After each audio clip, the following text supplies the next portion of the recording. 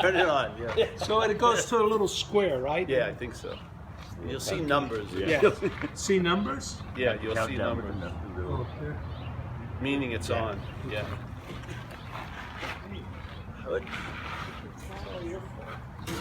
Let me tell you, like, sort of the genesis of this for me. Yeah, when whatever the tumbling of life brought me to the point where I felt a lot of systems that I had been introduced to were sort of a failed system. The idea of doing and having myself into a state and stuff, I had tried a lot of that. So somehow, you know, like most of us, you're brought to a non-duality meeting. Sometimes you're looking for, like, you know, Overeaters Anonymous or whatever. You go to the wrong room, and then you hear something, and it goes, and you're like a little dog. You know, it's like, what? Because it's not so much, it could be said in the same old flowery way, but then sometimes it gets straightened out. Something hears it in a different way. Yeah, so, and when I first went to a satsang, sort of like this, I couldn't even hear the lady speaking. She had a very low voice, but it didn't matter. It was just the space, yeah? It was just the space of the event, and something occurred, or started to occur. All right, then I went to a number of other different people. And then I heard a statement at one of these meetings that really hit me, it's an old Zen saying. And the guy seemed like a very nice guy, but because he had a lot of followers, he had been lifted up. He was up on a die, and then there was all these people in the group, and then he was there, and he said, you know, what's happening here is, and he started to laugh, and I heard him laugh before, but it sounded really a good laugh this time. And he says, you know, I'm like a man standing by the river selling water. Yeah? So I heard that. I was like, what? And then I started seeing, him standing by the river, and all these other people thinking they're in the river, but they're trying to buy water. Yeah? It was like, what? And he says, it's even funnier than that. I'm a man standing in the river selling water. And then I got up and left and never came back. Yeah? Because I got it. That was the paradigm that I was in. It was a subtle us and them, or him and them, but it was still there. It was still a dualistic construct, talking about a non-dualistic construct. And I found out the impossibility of that ever working. Yeah? You have to, so the first video we ever did was a video called Sheep and Lion, because it captured the whole point. And I have never left that point, because there's no point of leaving that point, because if it's not seen, you're going to be looking from its effects. Yeah? You're going to be looking from a framing instead of seeing the framing. And even in the framing, there is what we're calling seeing, but it's a topic that's being framed by the self-centeredness. That's a form of looking. That's to understand seeing in a way, to study seeing, to think you know seeing is a form of blindness in a way. That's all got to be seen through. So the sheep and the lion is an old story I heard from Papaji, not from one of his writings. And it sort of captured exactly what was going on in me. And that is, there's the old story of a lioness and a cub, and then the lioness gets killed, and the cub is sort of left roaming around, and it doesn't have any sure footing of what it is or what's going on. And then it sees a herd of sheep one day, and it starts going towards the herd of sheep. Now the sheep know it's a lion, and they're a little anxious about its approach, but he doesn't know that he's a lion, in a sense. And so he wants just to saddle up with the sheep because he's feeling lonely and has no direction.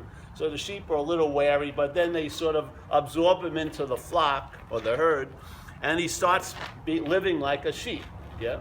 And he tries to be a good sheep, and he sits around patiently listening to all the other sheep sharing their concerns about who's going to be the next sweater the next season and shit like that. And he's hearing the barring, and he's trying to ba, and he gets his hair curled and stuff, so he feels more like a sheep. And he's ingratiated into the sheepness, but he doesn't know how they're feeling, but he's not feeling that great. There's something sort of off. He's really sort of irritable, restless, and dissatisfied, but he doesn't know any better.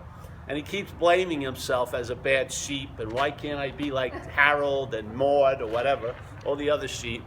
And so he figures, all right, I'm going to marry a sheep, and he marries a sheep, and then they adopt a couple of sheep, and he becomes a sort of elder of the sheep world, but he's still feeling like a fraud and a phony thing. Then one day, they're roaming around chewing cud, and then a big old lion comes into the meadow, and so the herd starts taking off. So the big lion starts chasing him, and he sees out of the corner of its eye the lion running, and he thinks the lion's joining him in the hunt for the sheep, but the lion's running with the sheep. So he goes, what the hell? And he veers off, and he goes for the lion, and he catches the lion. The lion rolls over and goes, oh, Mr. Lion, please don't eat me. I'm a humble sheep. And the old lion's pretty perplexed, doesn't say anything. He sees the water hole, he grabs that young lion, doesn't say a thing to it, drags it over and sticks its head out, and the old lion sticks his head out, and then the lion sees their reflections, the young lion, and it gets immediately that it's a lion.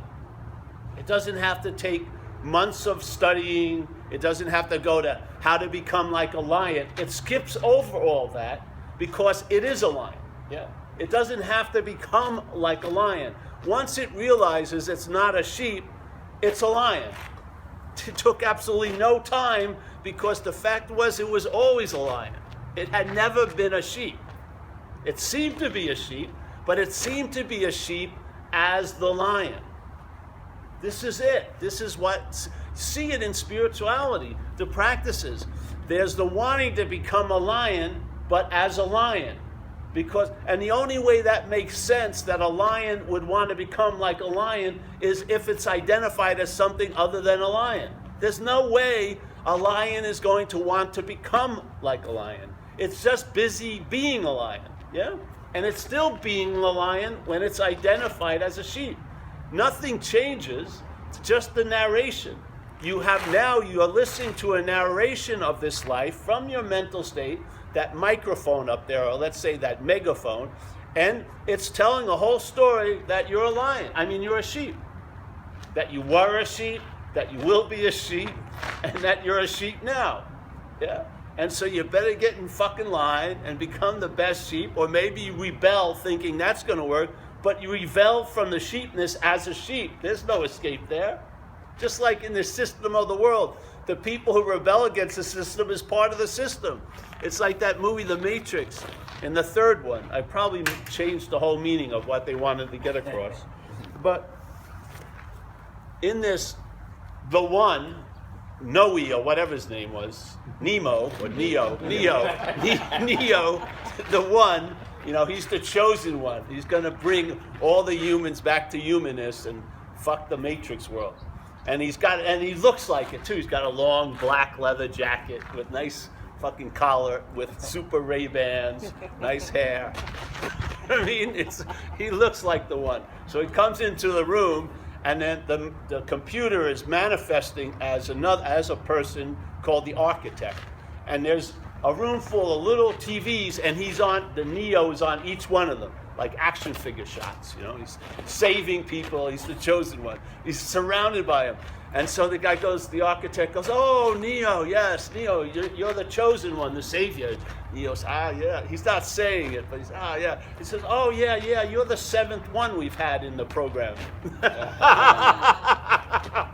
The first one was an aberration. It's all been morphed into the programming, so go ahead and try to save everyone. Because it's in the system. This is the dilemma. If you're identified with the system and you try to get out of the system, that's the extension of the system. And it doesn't ever end. You as the system, if you're identified as what you're not and you try to get out of what you're not, you're going to be what you're not, seemingly, all the freaking way. And there's not a point where that changes. There's not a point, like we say in recovery. Recovery is like a linear program, 12 steps, and those 12 steps hopefully will bring about a spiritual awakening or an understanding of what you're not, basically. Okay? So, and it's very, very important. And the third step is supposedly like the most important one, which is to turn your will and your life over to the care of a higher power. But before they get to the third step, it says, first of all, you got to quit playing God. Okay. And then the third step of turning one's will and life over to the care of the Holy Spirit or the higher power would maybe initiate a radical effect. But without the first, the secondary movement, which is surrendering, won't work. So why is that? Because if you are identified with that which is playing God, when you hear quit playing God, and that which is playing God tries to quit playing God, what is that but playing God? It will never work. The same mistake just duplicates itself zillions of times. So the point is, the relief is truly prior to the bondage. The relief is here. Then there's the story of us being bound.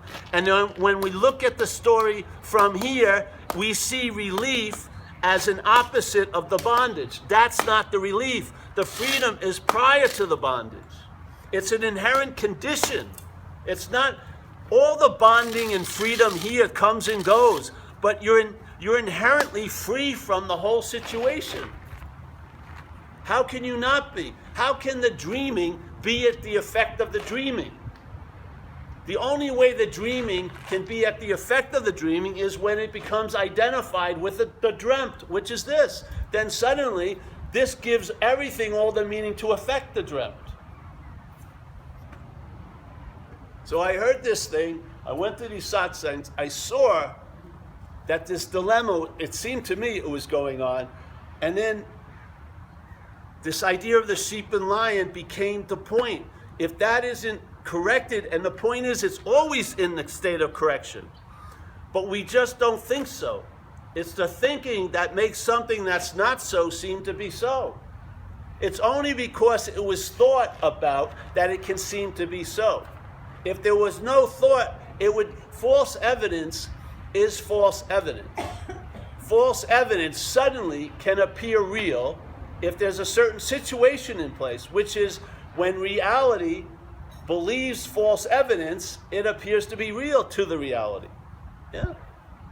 And then that becomes the new reference point, which is a false reference. And then you live from the reality of this place, and you try to make it all day unreal as possible. Shopping, shooting dope, whatever it may be, sex and everything, trying to make this fucking place unreal. And all that we do in trying to make it unreal is we give it more reality than ever. How are you going to break that? How are you going to break that by the trying to break it? Trying to break it is part of it. You can't have interest in losing interest. You can't get interested into losing. I'm so interested in losing interest in my head. That's more fucking interest in the head. The loss of interest is seeing what you're not. You see, Jesus Christ, one of the big leaps for me was in recovery. I came in, sat in a chair, sort of like this, not in front of anybody, and there was a strong sense of terminal uniqueness, like a plexiglass shell. I thought I was looking through something, but it was a huge impregnable lead wall. And I had inside my little citadel, I figured no one felt like I did. Nobody. No one can understand me. I'm such a unique individual. I can see my back by looking at my leg. How many people can say that? Very few. I am so special what's happened to me. Who gets run over twice in one night? Very few people. I'm in a very select little group. So that makes me very unique. So how can no one can feel like, no one feels like I feel. I know you don't feel like I do. Yeah? No one thinks like I know. No one does the heinous things that I have done. But I was in recovery, and I was with a lot of people who are in the same seeming condition that I'm in. Incredibly obsessed with self. And they would share their very unique feelings and their incredible secretive thoughts and their heinous actions, and they sure sounded like mine. And then I realized, how could they be mine if you have them? It sort of totally destroys the idea of privatization. How can I privatize something that everyone seems to have? And that was a relief. The ring that ring of hell moved a little bit, and there was space. Now the thoughts kept happening, but there was a space, and what occurred with that space was something that was so foreign to me, because most thoughts initiated a reaction immediately. I mean, when I had a thought about getting high, I got high. That was my fucking missile direction. I just went out, and God damn it, I'd come up with $500 in about an hour when I had no money. It was just like, oh, I want to get high. Just like a rocket. I'd be fine in a car, and as soon as the thought of cocaine came in, I'd badger my girlfriend to go to the ATM. I'd just fucking get some money out of there, and let's get some coke. It was insane. You know? So here these people are. So some space occurred, and what showed up was a pause, which I never had in my life. A thought would arise, like a great idea, like, I'm going to steal that from the store or something. But instead of going and doing it, there was a pause. And suddenly, something a new possibility showed up that something new could happen. So I started going in different directions than I thought that the action figure was used to.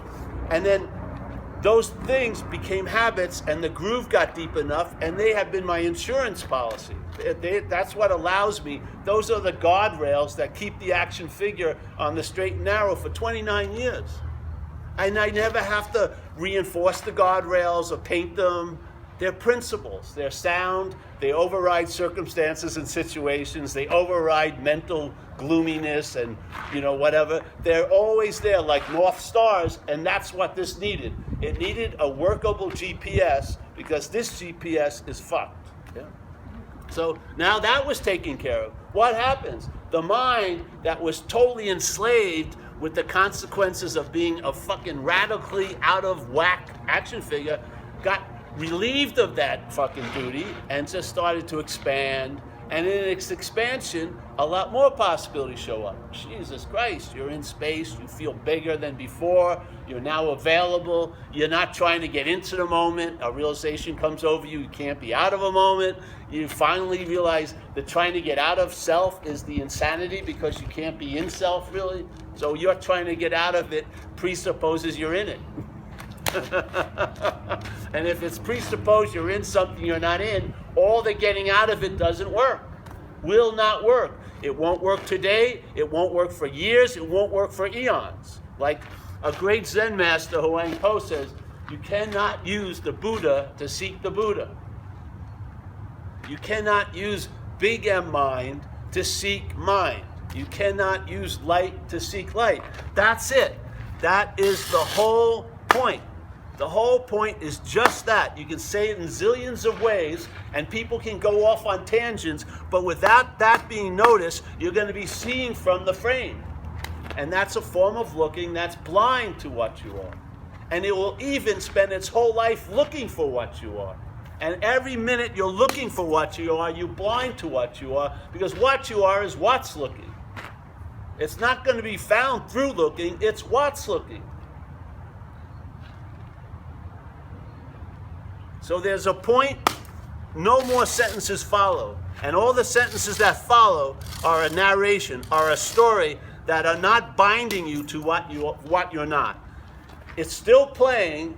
It's like the Fonz, the leather jacket still in his closet, this and that, but he's not putting it on. He's not none of this. The Fonz, seemingly, everyone sees him as the Fonz, but he doesn't see himself as the Fonz anymore. That's the relief. That's the true relief. You can't. Why waste time getting rid of the action or trying to change the action figure if it's not burning down houses and fucking, doing weird things? It's like all it wants to do is graze. It wants to get a latte, whatever. It's just doing its thing. It doesn't need like 30 surveillance cameras. Why not let the surveillance cameras be like telescope to the space? Let that just come off of this obsession with this fucking object and just let it pick up all the other possibilities. Yeah, it's the same. It's the focus when it's like this on this object is called self-centeredness. When the focus is dispersed and open, that's awakeness. It's the same energy. One, when it's focused and directed by the mental state, That's obsession and self-centeredness. When it's free from that, opens up like a huge camera, that's it.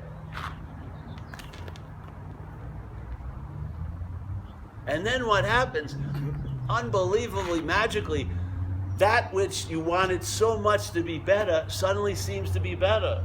The action, you're more of an individual when you're not an individual. This gets a lot more permission when it's not you. The fucking nooses come off. Fucking the leash comes off. It can piss on the neighbor's yard. You know, it roams a little bit. Yeah? And then it gets to be what it truly is, which is a form of expression here. Instead of like a heat-seeking missile to get something, it's an expression of what you are. Yeah? Not a driven focus by who you think you are, but what you are. And then the ride gets really fucking good. You never know what's around the bend, but your eyes are wide open now. And you're available. You're not in the garage when the delivery shows up. You're right there. Yeah?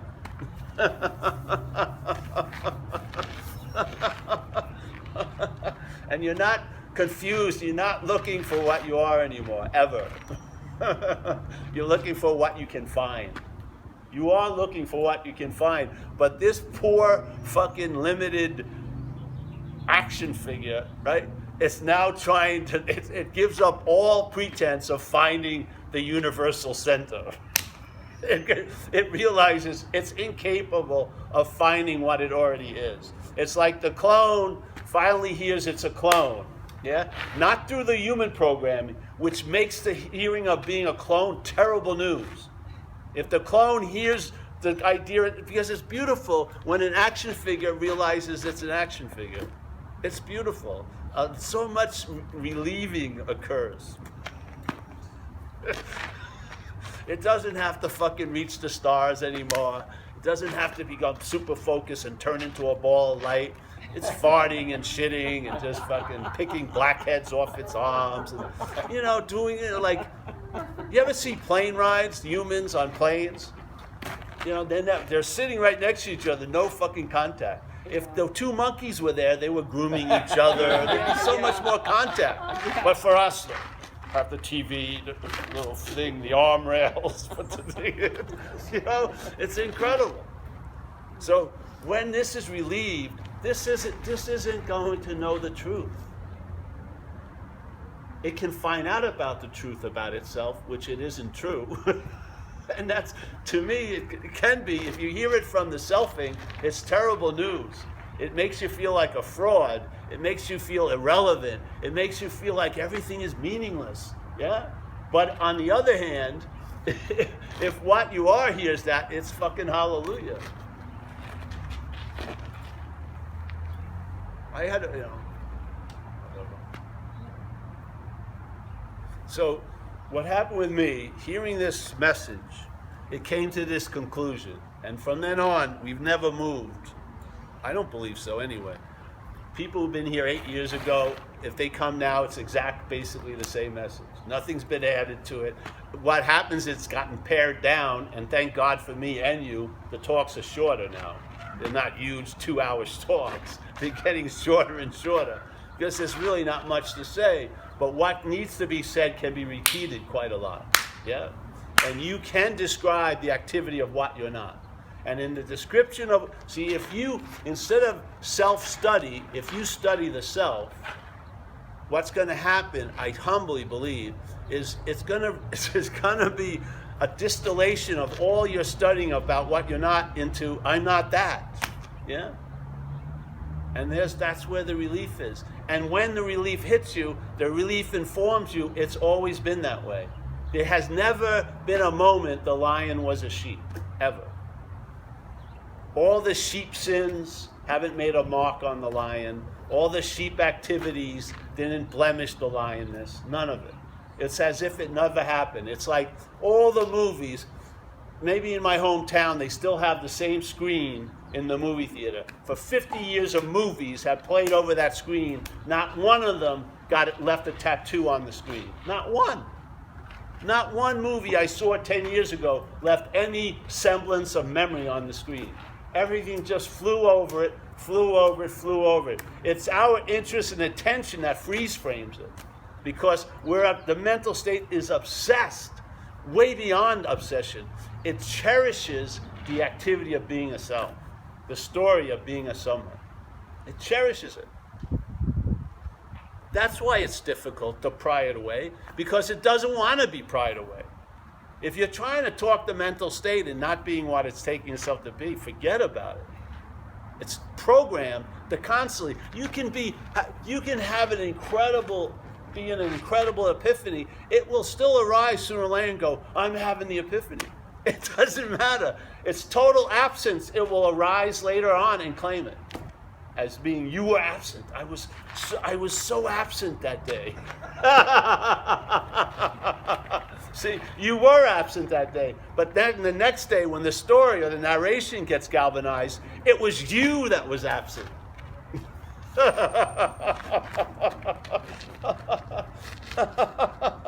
So if you see it, that's it. See it, hear it, hear it, hear it. And humbly, I believe that some of the people that have been coming here for a while, they wouldn't be coming here to see me. That's for sure. And the coffees at Chibo's are good, but not that good. The drive from Alameda. They're traveling lighter. Yeah? They have a sense of lightness they didn't have before. And you know what? Permission has come over them. Permission to be okay just as we find ourselves. Yeah. What more do you want? What more do you want than the ability to enjoy Saturday?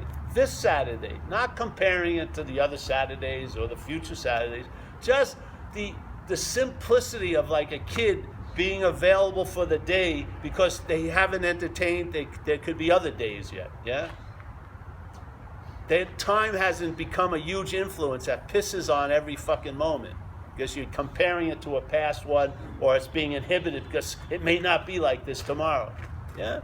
You're free of that. You're here because you can't be anywhere else. It's not a fucking heroic odyssey. It's a simple understanding.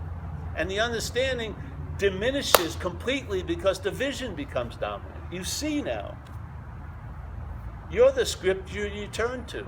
You're the prayer you rely on.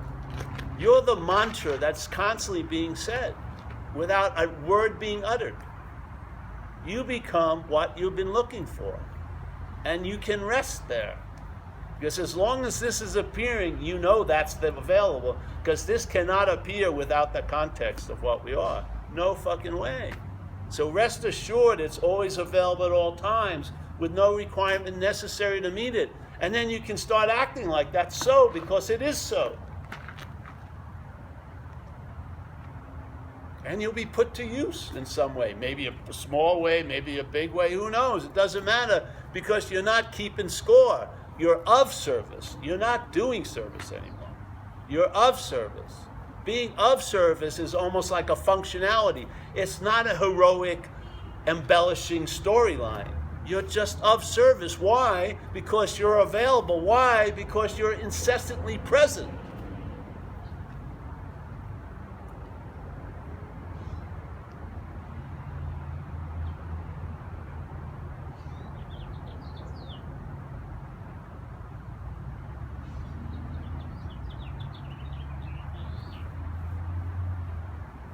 There was an incident, or a friend of mine told me a while ago, that they felt my absence. I wasn't there. And they could feel it so strongly. And then it came over me and says, the only reason they could see that is because I'm always there. So when I'm not there, it's fucking obvious, yeah? When I'm called somewhere else, let's say, it's obvious because we're always there. It becomes the norm, yeah? It's not expected to be that way, it is that way. And there's a reliance on it. I never think about next Saturday, ever. This is enough. And thinking is such a fucking crude process. It's always about things. It's like carpet bombing instead of the smart bombs. We're gonna hit this house, and of course we think there's not gonna be any effect of the house next to it. It's insanity. This is like carpet bombing when you think about anything. because it doesn't pinpoint the damn thing. It's vague, and it's not even about the thinking, nor about what the thought's about. It's being all used to imply the thinker, the special one, the one who has the thoughts, the one who has the feelings. That's how the mental state uses thoughts. It doesn't use thoughts to better anyone. It uses thoughts to reflect or imply the thinker. It uses all the claiming of all the feelings that happen to imply that there's one feeler. There's not been any other feeler going on. One feeler's had millions of feelings. One thinker's had millions of thoughts.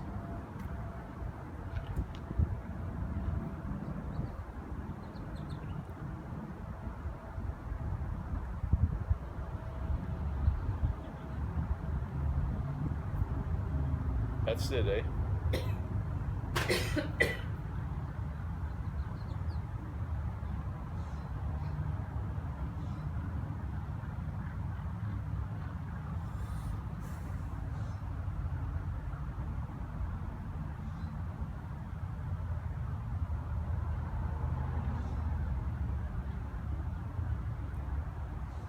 You have any questions?